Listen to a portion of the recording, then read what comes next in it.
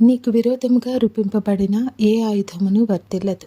మీ కన్నుల ప్రతి బాష్ప బిందువును ఆయన తుడిచివేయును.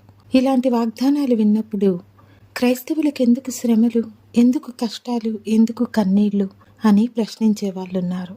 అంత మంచి దేవుడున్నప్పుడు ఎందుకు శ్రమలు? నీ కన్నుల ప్రతి బాష్ప బిందువును తుడిచివేయునులో కన్నీళ్లున్నాయి. నీకు విరోధముగా రూపింపబడిన ఏ ఆయుధము వర్ధిల్లదు అనే వాగ్దానంలో నీకు విరోధముగా ఆయుధము రూపింపబడుతుంది అనే హెచ్చరిక ఉంది. ఈ భూమి మీద నువ్వు గెలవటానికి చేయబడ్డావు. గెలవాలంటే నీకు శత్రువు ఉండాలి. కానీ శత్రువుకు భయపడితే గెలవలేవు. ప్రియదేవుని బిడ్డ, కన్నీళ్ళే లేకపోతే ఆయన ఎవరి కన్నుల బాష్ప బిందువులు తుడుస్తాడు? నీకు శత్రువే లేకపోతే నీ దేవుడు ఎవరితో యుద్ధం చేయాలి? యేసుక్రీస్తు ఉన్న చోట ద్రాక్షారసం అయిపోయింది. మరే వచ్చి అడిగినప్పుడు యేసు ద్వారా అక్కడ అద్భుతము జరిగింది. యేసుక్రీస్తు ఉన్న పడవ మీదకి నీళ్ళు వచ్చేసినాయి. నీళ్లు దోణి లోపలికి ప్రవేశించినాయి.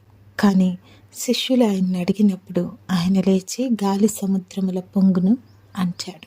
ప్రియదేవుని బిడ్డ, నీ జీవితంలోకి శ్రమలు రావటం, ఇబ్బందులు రావటం, కన్నీళ్లు రావటం, కష్టాలు రావటం, నీకు శత్రువులు ఉండటం ఎప్పుడు క్రీస్తు నీ జీవితంలో లేడు అని చెప్పటం కాదు.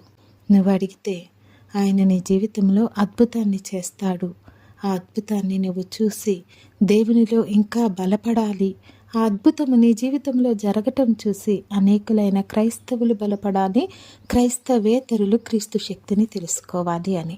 కష్టాలకు భయపడకు, సంతోషించు. దేవుని దగ్గరికి వెళ్ళి ఇంకో అద్భుత కార్యం ద్వారా నీ జీవితాన్ని అనేకులకు సాక్ష్యముగా చూపించడానికి ఒక అవకాశం దొరికింది.